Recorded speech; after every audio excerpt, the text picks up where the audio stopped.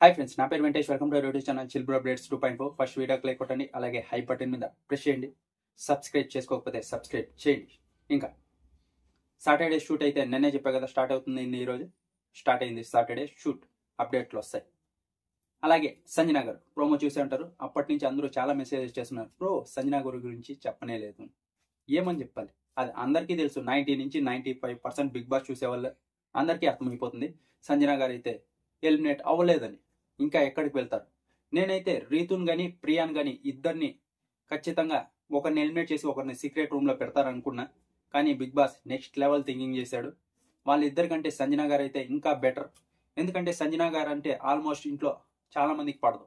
ఆవిడని సీక్రెట్ రూమ్లో పెడితేనే కంటెంట్ బాగా వస్తుంది, వాళ్ళ గురించి ఎక్కువ మాట్లాడుకుంటారు.